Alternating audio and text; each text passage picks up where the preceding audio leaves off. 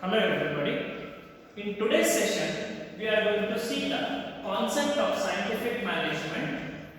In the last class, we have seen the contribution of the different management gurus.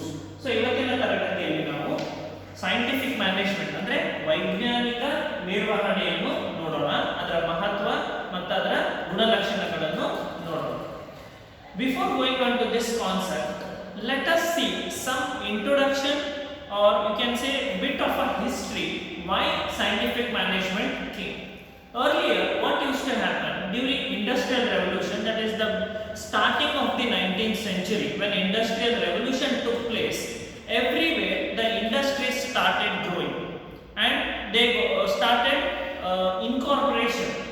With that, the manufacturing concerns started increasing. ಅಂದ್ರೆ ಅವಾಗ ಏನಾಯಿತು ಅಂತಂದ್ರೆ ಆ ಒಂದು ಕೈಗಾರಿಕೆದಲ್ಲಿ ಕ್ರಾಂತಿ ಆದ ಮೇಲೆ ಸುಮಾರು ಸಾಕಷ್ಟು ಕೈಗಾರಿಕೆಗಳು ಹುಟ್ಟಲಿಕ್ಕೆ ಪ್ರಾರಂಭ ಆದವು. ಅದರಿಂದ ಏನಾಯಿತು ಅಂತಂದ್ರೆ ಬೇಡಿಕೆನೂ ಕೂಡ ಹೆಚ್ಚಾಯಿತು. ಅದಕ್ಕೋಸ್ಕರ ಏನಾಯಿತು, it started with the mass production and large scale production. In order to have the large scale production, the manufacturers started employing more and more number of the people. ಅದರಿಂದ ಏನಾಯಿತು ಅಂದ್ರೆ ಜಾಸ್ತಿ ಜನಗಳೇನೋ ಅವರು ಎಂಪ್ಲಾಯ್ಮೆಂಟ್ ಮಾಡಿಕೊಂಡ್ರು, ಬಟ್ ಅಲ್ಲೇನಾಯಿತು ಅಂದ್ರೆ ಗುಣಮಟ್ಟತೆ ಇರಲಿಲ್ಲ. ಅಂದ್ರೆ ವೈಜ್ಞಾನಿಕವಾಗಿ ಯಾವ ತರ ಒಂದು ಉತ್ಪಾದನೆ ಮಾಡಬೇಕು ಅಂತ ಅವರಿಗೆ ಗೊತ್ತಿರಲಿಲ್ಲ. ಆ ಒಂದು ಸಮಯದಲ್ಲಿ ಫ್ರೆಡ್ರಿಕ್ ವಿನ್ಸ್ಲಾಟ್ ಟೇಲರ್ ಅಂತ ನಾವು ಅವರನ್ನು we call him as the father of scientific management. He came up with the concept of scientific management. ಅಂದ್ರೆ ವೈಜ್ಞಾನಿಕ ನಿರ್ವಹಣೆಯ ಪಿತಾಮಹ ಅಂತ ನಾವು ಅವರನ್ನು ಕರಿತೀವಿ. ಅವ್ರು ಏನ್ ಮಾಡ್ತಾರೆ ಅಂತಂದ್ರೆ ವೈಜ್ಞಾನಿಕವಾಗಿ ನಿರ್ವಹಣೆ ಯಾವ ತರ ಮಾಡಬೇಕು ಅಂತ ಒಂದು ಸಂಘಟಿತವಾಗಿ organised way he brought up in order to have the scientific management. So with this there was a growth of the scientific management or the birth of origin of the scientific management. Scientific management is also known as Taylorism. ಇದನ್ನೇ ನಾವು ಟೇಲರಿಸಂ ಅಂತ ಕರಿತೀವಿ. ಯಾಕಂತಂದ್ರೆ ಇದನ್ನು ಕಂಡುಹಿಡಿದವರು ಎಫ್.ಡಬ್ಲ್ಯೂ. Taylor. ಅದಕ್ಕೋಸ್ಕರ ನಾವು ಇದನ್ನು ಟೇಲರಿಸಂ ಅಂತ ಕರಿತೀವಿ. You can see the F.W. Taylor, the scientific management provides us the faster and better methods of production with efficiency. Scientific management ನಮಗೆ ಏನು ಹೇಳ್ಕೊಡುತ್ತೆ ಅಂದ್ರೆ ನಾವು ಉತ್ಪಾದನೆಯನ್ನು ಬೇಗನೆ ಮತ್ತು ದಕ್ಷತೆಯಿಂದ ಮಾಡಬಹುದು. As we are applying the principles of science to the management. ನಾವು ಇದೇನ್ ಮಾಡ್ತಾ ಇದ್ದೀವಿ, ವೈಜ್ಞಾನಿಕವಾಗಿ ನಾವು ಅಥವಾ ವಿಜ್ಞಾನವನ್ನು ನಿರ್ವಹಣೆಯಲ್ಲಿ ನಾವು ಅಳವಡಿಸ್ತಾ ಇದ್ದೀವಿ, ಮತ್ತೆ ನಾವು ನಮ್ಮ ಉತ್ಪಾದನೆಯಲ್ಲಿ ವಿಜ್ಞಾನವನ್ನು ಅಳವಡಿಸ್ತಾ ಇದ್ದೀವಿ. ಅದರಿಂದ ಏನಾಯ್ತು ಅಂತಂದ್ರೆ ಉತ್ಪಾದನೆಯೂ ಕೂಡ ಜಾಸ್ತಿ ಆಯಿತು, ಮತ್ತೆ ಅದರ ಗುಣಮಟ್ಟನೂ ಕೂಡ ಜಾಸ್ತಿ ಆಗಲಿಕ್ಕೆ ಪ್ರಾರಂಭ ಆಯಿತು. ಸೊ ಆ ಎಫ್.ಡಬ್ಲ್ಯೂ. ಟೇಲರ್ ಸೈಂಟಿಫಿಕ್ ಮ್ಯಾನೇಜ್ಮೆಂಟ್ ಕೊಟ್ಟಾದ್ಮೇಲೆ ಒಂದು ದೊಡ್ಡ ಕ್ರಾಂತಿನೇ ಆಯಿತು. ಕೈಗಾರಿಕೆಯ ಮಾಧ್ಯಮದಲ್ಲಿ ಒಂದು ದೊಡ್ಡ ಕ್ರಾಂತಿ ಆಯಿತು. So scientific management become more popular and everybody started using the scientific management. Now we'll see the definition given by F.W. Taylor on scientific management. It means knowing exactly what you want men to do and seeing that they do it in the best and cheapest way. ಒಂದು definition ನೋಡೋಣ. Friedrich ವಿನ್ಸ್ಲಾಟ್ Taylor ಕೊಟ್ಟಿರೋದು scientific management ಮೇಲೆ. ಅವ್ರು ಏನು ಹೇಳ್ತಾರೆ ಅಂದ್ರೆ knowing exactly ಅಂದ್ರೆ ನಾವು ಮುಂಚೆನೇ ತಿಳ್ಕೊಳ್ಳೋದು. What you want men to do ಅಂದ್ರೆ ನಮ್ಮ ಒಂದು ರಿಸೋರ್ಸಸ್ ಅಂತ ನಾವೇನು ಕರಿತೀವಿ, ನಮ್ಮ ಒಂದು ಜನ ಯಾರು ಕೆಲಸ ಮಾಡ್ತಿರ್ತಾರೆ ಅವರಿಂದ ನೀವು ಏನ್ ಅನ್ಕೋತಾ ಇದ್ದೀರಿ, ನೀವು ಅವರಿಂದ ಏನ್ ಪಡ್ಕೋಬೇಕಂತ ಇದ್ದೀರಿ to do and seeing that they do it. ಆಮೇಲೆ ನಾವೇನ್ ಮಾಡಬೇಕು, ಅವರು ಆ ಕೆಲಸ ಮಾಡುವಂಗೆ ಮಾಡುವುದು. ಅದು ಮತ್ತು ಒಂದು ಒಳ್ಳೆ ರೀತಿಯಲ್ಲಿ, ಮತ್ತೆ ಅದು ನಮಗೆ ಕಡಿಮೆ ವೆಚ್ಚದಲ್ಲಿ, in the cheapest way. What we are doing here is knowing exactly what the management wants the men to do. Men here means the resources, human resources, they who are actually working on that particular manufacturing concern or who are into the production process, and seeing that they do that in the best and cheapest way so that it profits the organization.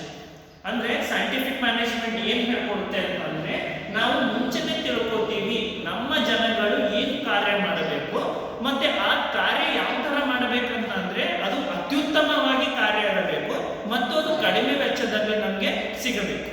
ಕಡಿಮೆ ವೆಚ್ಚದಲ್ಲಿ ಅವರು ಮಾಡಲಿಕ್ಕೆ ಸಾಧ್ಯ ಆಗಬೇಕು. ಅದನ್ನು ನಾವು ವೈಜ್ಞಾನಿಕ ನಿರ್ವಹಣೆ ಅಂತ ಕರಿತೀವಿ, scientific management. Let us see some of the features of scientific management.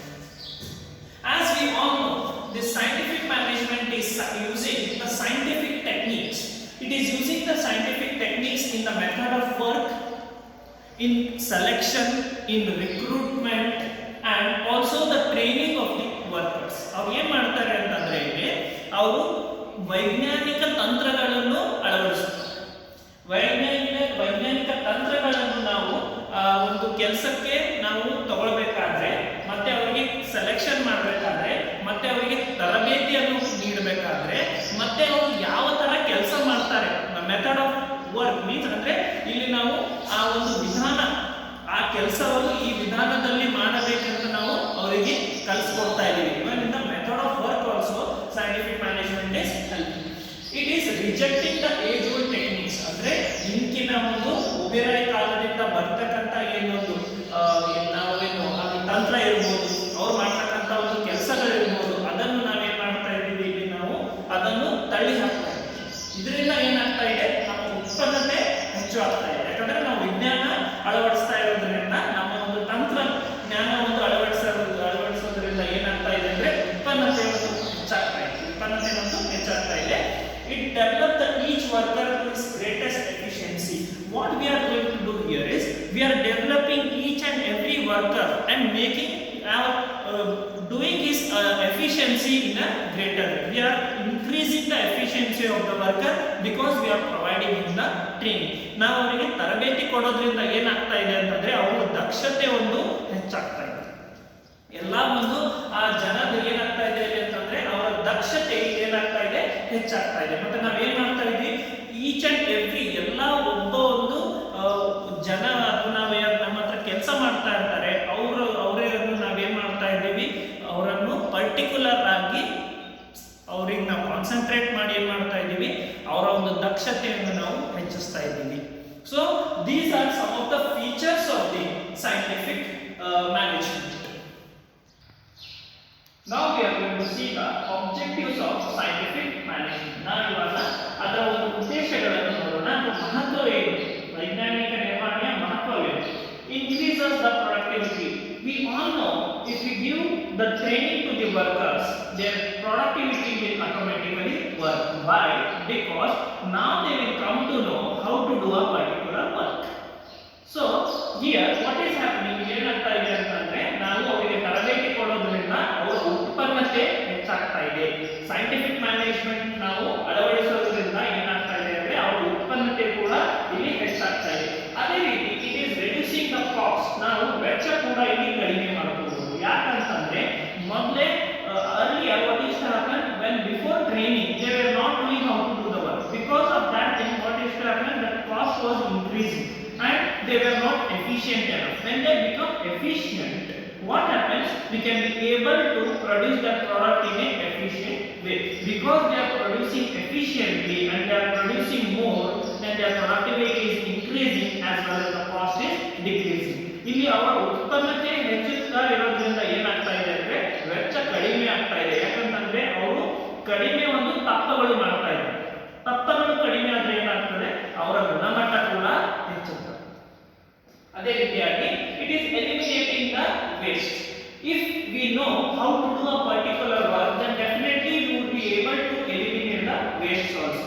We would be able to control the wastage. ನಾವೇನ್ ಮಾಡಬಹುದು ಅಂತಂದ್ರೆ ನಾವು ಅಲ್ಲಿ ವೇಸ್ಟ್ ಅನ್ನು ಮಾಡದೇ ಆಗಿರಬಹುದು, ನಾವು ಅದನ್ನು ತೆಗಿಬಹುದು.